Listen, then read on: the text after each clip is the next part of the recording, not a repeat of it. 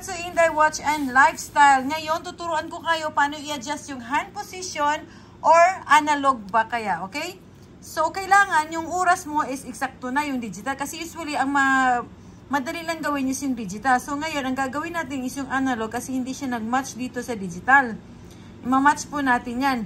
So, di ba, alauna ngayon, tapos dito sa digital, alas 12. Alas 12 naman talaga dito sa amin. Taiwan time and Philippine time are the same time, okay? So, pag nag-digital kayo, piliin nyo po yung Taipei. Taipei or Hong Kong. Depende yan sa watch niyo anong mayroon dyan. Okay, start na po tayo. So, tapos na po ang digital. Dito lang po tayo sa D. Ipe-press lang po natin ng matagal. Longer. Okay. Pag lumabas na po yung get set, pwede na mo i-set po yan. Kailangan kasi set ang pang-analog or pang-hand position. So, push lang po natin yan. Hanggang 12. Pwede ka papunta doon kung saan malapit. Tignan natin kung mag-move siya. Ayaw. Ikot siguro tayo ng isang ikot. Okay. Pag ganito, mahirap, di ba? Pag tinanggal mo kami, mamamatay. Pwede natin siyang gawin, auto na. So, i-push mo muna yung D. Okay? Huwag mong tanggalin. Tapos, ilagay mo yung B para diretso-diretso, tanggal kamay. Okay? O, diretso-diretso na po yan. Pwede nang huwag mo nang ilagay yung kamay mo ng matagal. Wait lang po tayo guys ha, pag malapit na po siya mag-12.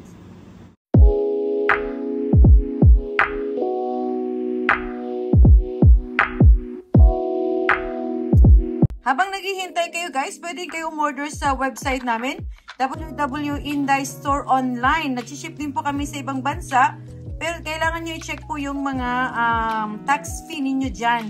Usually naman sa Pilipinas, ito walang tax to kasi hindi naman umaabot ng 10,000 sa peso. So, kayo lang po magbabayad ng shipping. Usually, shipping doon is nasa 1,000 plus din yata sa peso. So, meron din kami Facebook. Pwede mo rin tingnan yung Facebook namin.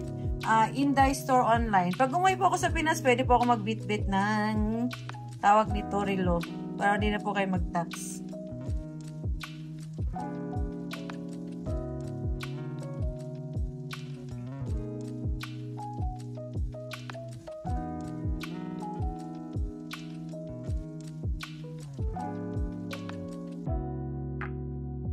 Okay, malapit na po tayo guys. Prepare lang po yung isang kamay natin para patayin.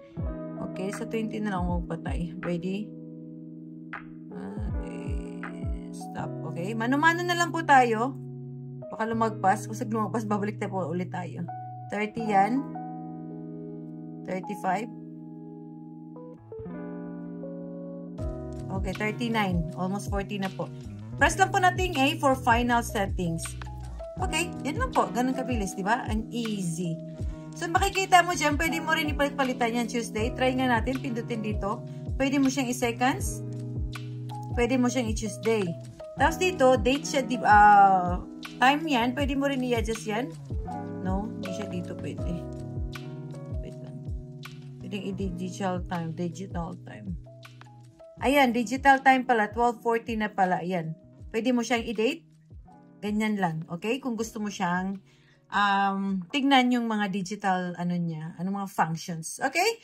Thank you for watching Inday Watch and Lifestyle, and I hope you learned something today, and please don't forget to subscribe my YouTube channel, and don't forget to click the bell button so that we can notify every time we have new arrival tutorial and reviews. Thank you, and bye-bye!